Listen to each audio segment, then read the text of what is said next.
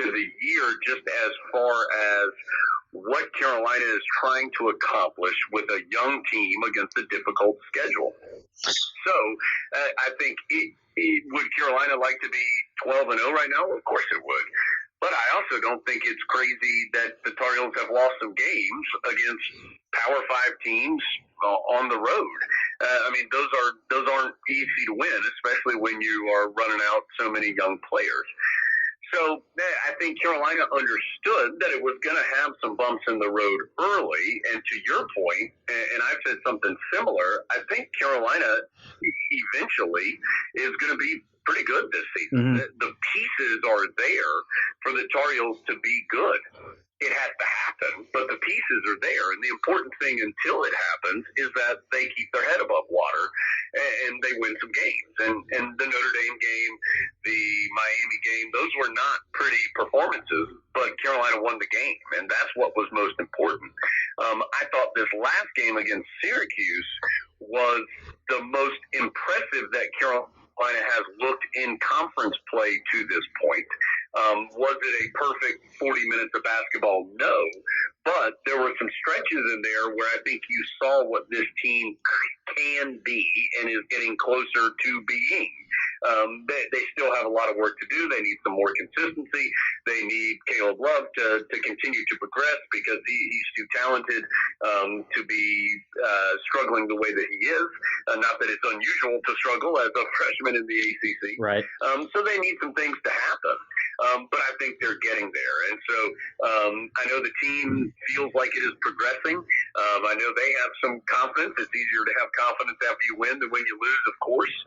And they also understand the challenge that they have in front of them in Tallahassee against Florida State. You mentioned Caleb Love and R.J. Davis. When the season started, Roy Williams played those two exclusively together. Since we've gotten into the ACC play, we've seen them two kind of separated where one starts and one comes off the bench, and it's been either Caleb Love that started or R.J. Davis has started. What has stood out to you since Roy Williams made the switch to play those guys not together as often as he did at the beginning of the season? Well, I think there's, of course, the third part of that discussion, and that's that Kerwin Walton taking a step forward for the Tar Heels. And I think that's the biggest part of that, is that Kerwin Walton provides something that the Tar Heels desperately need, and that's a really dangerous shooter from the outside. We've seen how efficient Kerwin can be in shooting the basketball. He needed to get better defensively to earn some more playing time. I think he has done that. He is nowhere close to where he wants to be or the Tar Heels want him to be. But I think he is better on the defensive side than he was at the beginning of the year. And so you can put him out there. He's not going to hurt you defensively. And, again, he gives you something that Carolina desperately needs, and that's the shooting from the outside so that the opposition can't sink in so much against Carolina's talented front court. And so, that's point one. Point two is, there was certainly a stretch of the season where I think neither Caleb Love nor R.J. Davis feels like they were playing great. I'm not sure either one of them feels like they're there yet, but you can survive it. If they're having a tough night, that's okay. But if they're both having a tough night, it's difficult to have them both on the court if they're both having a tough night. And so I don't think that's hard to figure out, that you can't turn it over at the level that Carolina was turning it over from those two spots. And you can't have the lack of offensive production as far as just pure field goal percentage from those two spots.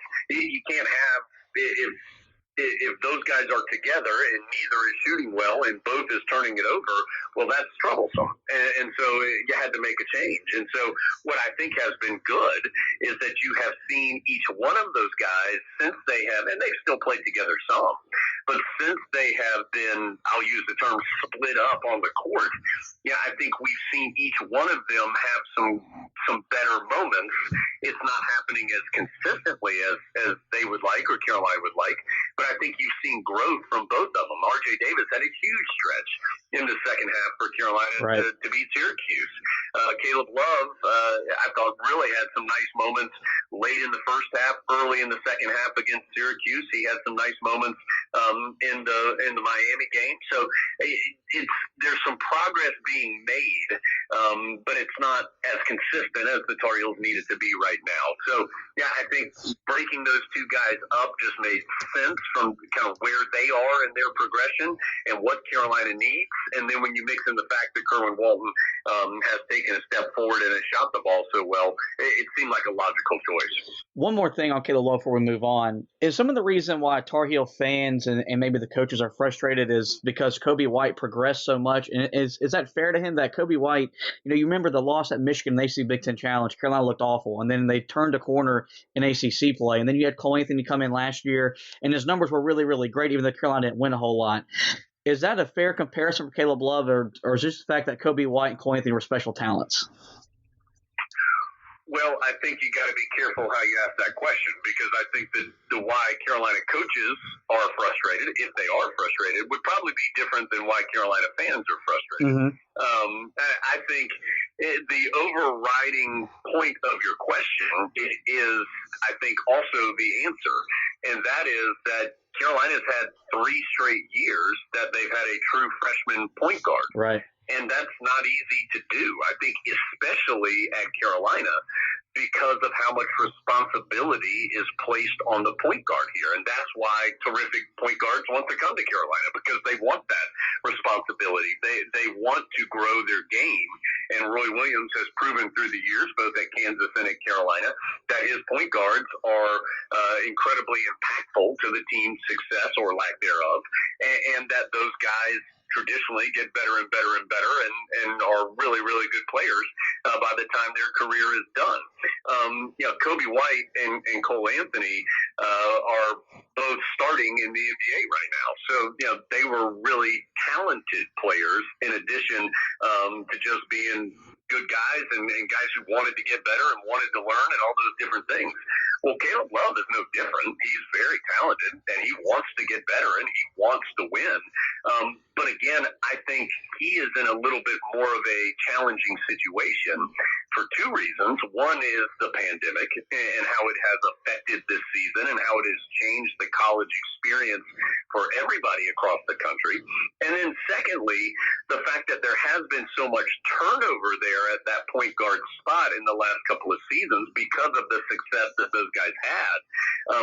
There isn't another player there to fill the void a little bit.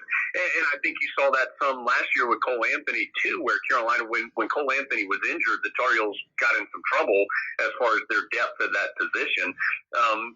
Right now there isn't a Nate Britt, for example, or there isn't a Quentin Thomas, for example, on Carolina's roster, where there's a little bit more of a veteran guy who, if Caleb Love's having a tough night, that player could go in and settle things down a little bit. And so, because the other guy who's running the point's also a freshman in R.J. Davis. And so I think it has just magnified the problem that you're asking a true freshman to be a point guard for North Carolina in a really weird year for college basketball. And there isn't a veteran there at that same spot to help him out a little bit. And I don't think it's a big secret. I mean, Caleb's probably lost a little confidence because he has not shot the ball well. Right. And so that's not unusual. That doesn't make Caleb Love a bad player. He needs to keep kind of grinding through this, and that shot's going to come, and his play's going to elevate because he's too good for it not to. So, Carolina's been really lucky. They've had some good players at that position, but I think it has also made it a challenge because there has been so much turnover there as well. I think also you factor in the transfer of Jeremiah Francis and the injury to Anthony Harris has really, really hurt this team a lot more than maybe we anticipated before the season started. You mentioned the talented front court for the Tar Heels, and I've gone on record saying I think it's the deepest front court in college basketball. Whether that's true or not, I don't know, but you can argue that it's the most talented front court, and it starts with what Dayron Sharp has brought off the bench and when he's been in the starting lineup. What has impressed you the most about the freshman? Well, I don't think it starts with Dayron. I mean, I think it starts with the 2 veteran guys in Garrison Brooks and Armando Bacot. And Garrison has not had a terrific season to this point. Right. But I think he also had probably his best game of the year against Syracuse. And Armando Bacot has been, at least in my opinion, the steadiest player that Carolina's had so far this year. But I think what Dayron Sharp brings to you is just an absolute physical freak for how old he is, and I mean that in the most positive way possible. He's so athletic for his size. He's so strong at a young age. His motor is so high that he just bullies and wills himself to success in the post. He is not the most polished big man in the world, but that's understandable. He's 18 years old. But I think he has some things that you just can't teach. The polish will come as he continues to progress through this year and then whatever next year and the next year's bring for Dayron, whether that's at the college level or the professional level, that the polish part of it will come. But he's so strong and athletic. He goes so hard all the time, whether it's defensively, whether it's for rebounds, whatever it might be. And that's the kind of stuff that just, if you don't have that, it's hard to get that. And so I think that's where Dayron Sharp is already so advanced as a young player. And when you hear Roy Williams say that he feels like he can be the best rebounding big man he's had since Tyler Hansbrough, that's positive. That's some pretty high praise. Yeah. Not just because of what Roy Williams thinks about Tyler Hansbrough and the career that Tyler had here in Chapel Hill, but the players that have been here since then. You're talking about guys, great rebounders like Bryce Johnson and Kennedy Meeks and Tony Bradley and Isaiah Hicks. And, there have been some terrific players in that 10-year window or so between Tyler Hansbrough and now Dayron Sharp. And so that's some pretty high praise from somebody who knows what he's talking about in Roy Williams. So I love watching Dayron Sharp play. Is it perfect every single time he's out on the court? No, but what you do know you're going to get is his absolute best effort every single time he's out there. And every time he plays, he's getting a little bit better. And I think that's what's so exciting about watching him out there for Carolina. A couple more things before I let you go, Jones. Carolina's got some big lifts this year from both Andrew Playtek and Leaky Black. And you know as well as anybody that there's been a lot of discussion about Andrew Playtek and how he shouldn't be, on the roster for Carolina, and how Leaky Black just hasn't lived up to the hype that whenever he committed to the Tar Heels. But they both hit game-winning shots for Carolina in this 3-game winning streak, and they brought a level of, you could say, leadership both on and off the court. What have those two, in your opinion, brought to this team, both in the wins and in the losses this season? Well, I think it just shows you the value of experience at the college level. And we were talking about Caleb Love a minute or two ago, just about how challenging it is what he's trying to do as a freshman. And for Leaky and for Andrew Playtek, I think what you're seeing is guys that have been around the block a little bit at the college level, and their game has continued to grow. They've experienced high levels of success. They've experienced some really tough moments too. And just like with anything, all of those, that bank of experience is, if you're smart and you use it to your advantage, which both those guys are and are doing, it makes you better. And they've continued to work on their game. They've continued to work on their bodies. And they're just good older players. And in this day of college basketball that is so dominated by one-and-done players and the talent level of those guys who are only in college for a minute, you sometimes forget about those players who maybe aren't quite ready the second they step on campus to be huge impact players, and that's okay. It's okay to take a couple of years to develop and to start as somebody who's a bench player and then eventually work your way to a starter, or in Andrew Playtek's case, for example, being the sixth man and being a steadying force for the team. Individually, I think they're both very good defenders. Andrew Playtek has worked really hard to become a good defender.